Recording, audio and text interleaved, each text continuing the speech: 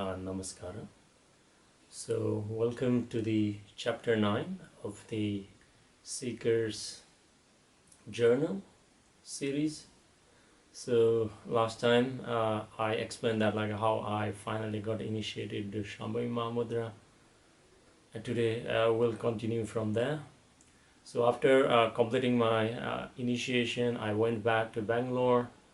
Uh, I I told earlier that it was more like I found whatever I was looking for, and I explained to my colleagues, I explained to my friends, I explained to my family members, and I told them that like they will also need to get initiated or something, but everybody could not actually understand what I was talking about.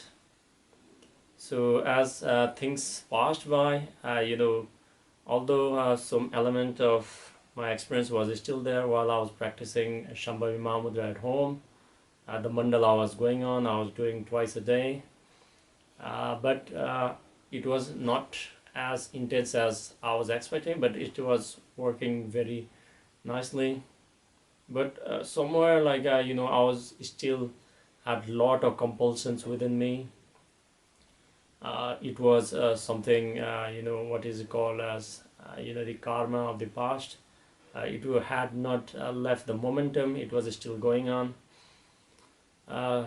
So slowly, I realized that, I need to take some other practices from Isha also. So I heard about yogasanas and other practices. And it's still I didn't knew that there was local centers in Bangalore at that moment. So I enrolled for the Yogasanas program, and I went to the ashram. So while I was going to the ashram, I had, you know, booked for the like a cottage as well as for the program also. I had not done any of the volunteering yet. I didn't knew about the volunteering there also. So as I went for the Isha Hatha Yoga program for the Yogasanas class over there, I had also to book the flight from Coimbatore to Goa. I had already booked some of the the hotels in the northern part of the Goa. So I just wanted to have some quiet and nice time in Goa, which was basically since I had been to Goa earlier also. So I went to the ashram, I checked in, I participated in the program. Over there, I had one European Anna, was sharing a room with me in the Nalanda cottages. So he was doing something ritual, something with fire or something. I didn't knew what it was, and I asked him what it was. So he explained to me that it is a Bhuta Shuddhi process. So he was doing a sadhana to purify the elements with them. So I was quite fascinated that a European guy sitting over here and then doing some rituals. For me, because I came from the Buddhist meditation background with a pure, edgy strong towards pure meditation only. I could not wrap around what he was doing the rituals, but with awareness on awareness, after the sequences of Ramana Maharshi and all the Shiva temples all over the place, just because I wanted to find some experience or something. Even I was not aware how I have transformed from becoming, just a meditating a Buddhist towards a seeker, who was open for everything. So after 2 days of Yogasanas class over there, I was just trying to live, and it was the evening, so I had already went to Dhanalinga and Linga Vairavi, and I had my food, and then I was ready to leave. So I went to the Suryakund counter where everybody leaves their baggage over there. So I carried my bag, and as I was going out, I had this sense that why I'm going to Goa, because I'm already feeling so fantastic here. Because if I'm going to Goa, I'm also like looking for something fantastic, isn't it? If I'm already feeling that here, why should I go? So just by having that sense, like I was just like towards the Sarpa vessel, and I just like turned around and then went back and registered myself as a volunteer. So I stayed there for a week. So it was quite spontaneous. I then canceled my flights, canceled my bookings in Goa, and then I enrolled for the the general volunteering. I did volunteering at the first volunteering. What I did was at the Viksha Hall. I served people and everything. I'll be discussing more about this kind of volunteering afterwards. And I did Prithvi Seva volunteering also, and I did volunteering at the Surikund counter also. But whatever I'm going to explain next is quite extraordinary. So when I enrolled for the general volunteering, like we were given a stay inside the volunteering dormitory. So when I went over there, like there were a lot of meditators already who were there for volunteering, and I am so grateful for Sadhguru that like he has actually created a space like this where you can actually share the space with fellow seekers, and that actually helps you to be focused and know where your ultimate goal is. So I stayed over there, like I had people didn't have too much of his stuff. I just had my yoga mat, and I was sleeping on that one with just making a pillow out of the you know just a blanket, and then just a shawl, and that's how most of the volunteers were just like sleeping like that. It was like a very crowded. It's not like today that because of the COVID protocol or something. It was quite crowded. It was like quite fun. At five like volunteers would come with like drums and uh, Sadhguru chant, and we had to wake up and freshen up and then go for the Guru Puja in the morning 5:30 at the Suryakund. And after that, like we would start our practices. I was not initiated into too much initially, so like I started with just my yogasanas, and then upayoga yogasanas and shama mudra kriya. So I was doing like a twice a day. So I used to meet like a lot of volunteers who would say that, and now like you have to do twice a day practices and everything. It was like a quite going well, volunteering and everything. And one day like it was Sunday, and then like I was allotted to do volunteering at the Yogeswar Linga at the Adi Yogi. So yeah, it was like I can tell you like some of the volunteering are not that intense, but this was quite intense, possibly because of the weekend, I do not know, but it was the only day I did the volunteering. So when I went over there, and then I went there early, I think like around 8, and they gave a shawl, so I wore a shawl. We're welcoming the visitors and helping them with the uh, blessed water also. So as we are doing that, like there were other volunteers also from Sadhanapada. It was the first batch of the Sadhanapada.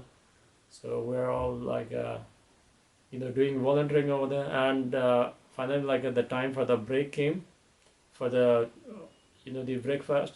So they asked me to go and then come back quickly, so I had to go. I didn't have any bicycle or anything. The Sadhanapada meditators, volunteers had the bicycle, but I had to walk all the way from Adi Yogi through the Sarva Basal, and all the way welcome point, and all the way to the Viksha Hall.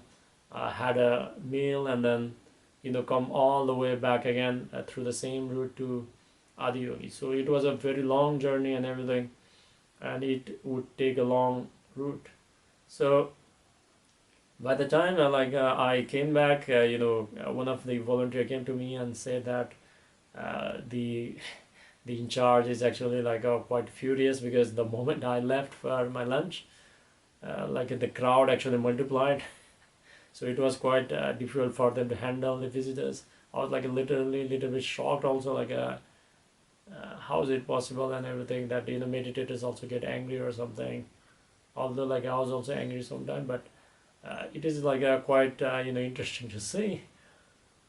And it went on like we settled down a little bit slowly, and again like it was the dinner time, and I had to do the same thing again. I have to go all the way the same route uh, through Sarva Basel and then Welcome Point and go to the Viksha Hall, have my dinner, and then come back the same route. And I had only like a half an hour to go and then have meal and come back also. So it was quite intense.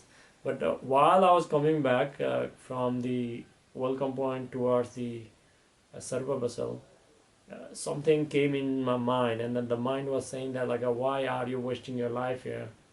You know, I think like if you went back to Bangalore and then like did something productive, you might be making some money, or like you might be doing something productive. What are you doing here? And like all these kind of things came into my mind, and I was like quite stressed out that like why I'm doing, because like I had never done volunteering in my entire life. So this was the first time I did the volunteering, just because I was feeling good at the ashram. My intention was not to do the volunteering, but like I just wanted to you know stay at the ashram at that time being. So I went back to Adi Yogi, and Adi Yogi is the only one of the volunteering activities which goes on for pretty long. So once we finished around, I think around 8, the temple has to be closed down. So after that, like the most intense process actually started. It was basically like we have to scrub off the entire temple and clean it up and then close it down so that like it will be ready for tomorrow. So we all started scrubbing, and I was like quite tired and everything. It was a long day, a lot of walking, a lot of standing and everything. It was quite hot as well. So it was like a quite intense. But as we were like scrubbing the floor around the Yogeswar Linga, whew, we started chanting Yoga Yoga Yogeshwaraya Bhuta Bhuta Bhuteshwaraya Kala Kala Kaleshwaraya Shiva Shiva Sarveshwaraya Shambho Shambho Mahadevaya. Here like I just chanted the full chant, but there like even before we say like a yoga yoga yogeswara, as each of all the volunteers started chanting and scrubbing, going to the ground, huge shards of energy went through my body, and I was in tears. I was in tears, like literally and everything.